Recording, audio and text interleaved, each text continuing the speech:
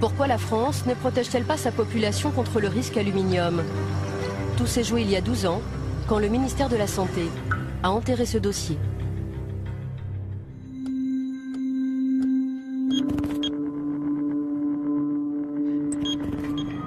En 1998, une équipe épidémiologique de Bordeaux travaille sur la maladie d'Alzheimer. Elle fait une découverte importante. Une forte teneur en aluminium dans l'eau du robinet pourrait être un facteur de risque de la maladie d'Alzheimer. C'est Jean-François Dartigues qui a supervisé cette étude. Elle a été publiée par son équipe à l'INSERM, un institut de recherche qui dépend du ministère de la Santé. Ses conclusions étaient formelles. L'aluminium multiplierait par 2 le risque de la maladie d'Alzheimer. L'exposition à un taux d'aluminium dans l'eau d'adduction supérieur à 100 microgrammes par litre était associée à un risque majoré de maladie d'Alzheimer, un risque à peu près augmenté de 50%. 100 microgrammes par litre, c'est la moitié de la norme actuelle. Cette information fait l'effet d'une bombe et les gros titres de France Soir. Le 14 octobre 1998, ce journaliste publie l'information. Voilà l'article qu'on avait sorti à l'époque, donc avec les déclarations de Jean-François Dartigues et d'un certain nombre de scientifiques. Enfin bon, ça a été donc l'explosion immédiate. Lorsque Roger Langlais contacte Jean-François Dartigues, le chercheur est catégorique sur ses résultats. J'ai appelé Dartigues, celui qui dirigeait l'unité de recherche. Et puis, donc à l'époque, ils sont très naturellement convaincus. Ils me disaient, ça fait 2 ans qu'on vérifie nos résultats, donc on ne va pas encore les vérifier. Et ils déclaraient, on devrait tout de suite demander à la population, dans les communes où on atteint 100 microgrammes ou plus, d'arrêter de boire de l'eau du robinet, tout simplement, et de boire de l'eau en bouteille, en attendant d'utiliser un autre système. Et tout de suite, la préconisation, évidemment, de cesser de traiter l'eau du robinet avec de l'aluminium. Il vous dit ça à l'époque? Il me dit ça à l'époque, c'est vraiment très clair. Voilà. Il n'y a pas la moindre ambiguïté, il n'y a pas le moindre doute. Il n'en est plus au stade des doutes, il en est au stade des certitudes vérifiées. Le jour où François fait sa une, surprise. Une étude de l'INSERM de Bordeaux à prendre avec précaution. Elle établit un lien entre l'aluminium présent dans l'eau du robinet et puis la maladie d'Alzheimer. Jean-François Dartigues désamorce la bombe sur TF1. Le chercheur est soudain devenu très prudent. J'insiste sur le fait qu'il s'agit simplement d'une association statistique et qu'on ne peut pas, absolument pas conclure à une relation causale sur une seule étude. Pourquoi le scientifique a-t-il minimisé les conclusions de son étude? Le jour même, le chercheur Guy Berton était aux côtés de son collègue Jean-François Dartigues, juste avant qu'il n'accorde une interview à TF1. Selon lui, Jean-François Dartigues aurait reçu ce jour-là un coup de téléphone de Bernard Kouchner, alors secrétaire d'État à la Santé.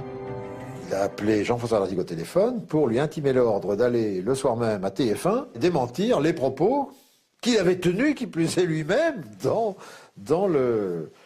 l'article, dans l'interview qu'il avait eu avec le journaliste de François et qui était rapporté dans l'article de François. C'est le ministre de la Santé qui l'appelle en Absolument. Absolument. C'est ce que m'a dit Jean-François Dartigues en revenant, en me disant « Monsieur Berton, je suis désolé, je ne pourrai pas assister à votre séminaire de cet après-midi parce que Kouchner me demande d'aller à la télévision ce soir à TF1, sur TF1, démentir les propos tenus par mon équipe et moi-même concernant l'aluminium. » Certaines personnes m'ont dit que vous aviez reçu un coup de fil le jour justement de cette une pour vous demander d'aller minimiser un peu votre étude. Non, absolument pas. Absolument pas. Non, absolument pas. Non, ça je peux vous affirmer, absolument pas. Guy Berton dit pourtant être sûr de lui. Il affirme se souvenir très bien de son indignation. J'ai dit qu'il n'était pas le chercheur du ministre, ni du gouvernement français, mais qu'il était le chercheur de la totalité de la population française et même de la totalité de la population mondiale. Voilà, c'est ça un chercheur. Un chercheur n'a pas de compte à rendre à un ministre. Voilà. Il a un compte à rendre à sa conscience, c'est tout. Et qu'est-ce qu'il vous dit, lui, comme réponse? Ah, la réponse a été très simple. Alors là, je m'en souviens comme si c'était hier. Il a répondu oui, mais moi, si je veux des crédits l'année prochaine pour mon unité. Voilà, c'est tout. Malgré nos multiples relances, la chargée de presse du ministre Bernard Kouchner n'a pas donné suite à notre demande d'interview.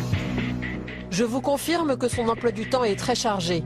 Nous devons déjà refuser beaucoup de demandes d'entretien sur des sujets d'actualité essentiels. Les scientifiques vont se faire discrets, mais 2 ans plus tard, le ministère de la Santé commande tout de même une étude à l'AFSA. C'est l'organisme d'État qui veille sur la sécurité alimentaire des Français. En 2003, voici son rapport. 16 millions de Français boivent une eau traitée au sel d'aluminium. Près de 4 millions boivent même une eau qui dépasse la norme.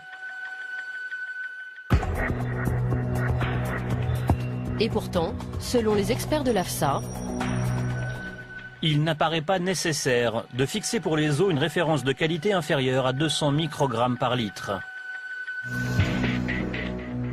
Pour l'AFSA, l'affaire est réglée, on ne touche pas à la norme. Marie Favreau est directrice des risques sanitaires dans cet organisme. Aujourd'hui encore, elle est convaincue du bien fondé de cette décision. La référence de qualité qui est de 200 mg par litre d'aluminium, pour vous, est une bonne référence. Est une très bonne référence. Enfin, une très bonne. Est la référence de qualité. Ouais. Et alors, qu'est-ce que vous recommandez quand on dépasse la référence de qualité en aluminium? Alors, nous recommandons rien. Effectivement. L'AFSA ne recommande rien, même quand la norme est largement dépassée, comme à Saint-Prégé-d'Allier par exemple. Attendez, je vais l'agrandir parce qu'il faut quand même que vous le voyez. Là, par exemple, vous voyez, c'est une commune de Haute-Loire, c'est une analyse qui date de 2009. Il trouve en aluminium 1230 microgrammes par litre. Donc on est quand même 6 fois au-delà des références de qualité. Alors est-ce que cette eau doit être consommée ou pas? Je vous redis pour je veux dire peut-être encore une fois de façon à être plus claire, que le rôle de l'AFSA, c'est de fixer ces fameuses limites de qualité et de les donner aux gestionnaires. Voilà. Son rôle ne va pas plus loin et ne peut pas aller plus loin. Mais est-ce que vous avez établi des recommandations sur les dépassements? Est-ce qu'on doit consommer ou pas en fait? C'est ça la question qu'on se pose. L'attaché de presse intervient. Sophie, je pense on n'aborde pas la question de la gestion. Ça, c'est le gestionnaire. Oui, mais c'est savoir quelles recommandations on a sur les dépassements de référence de qualité, en fait.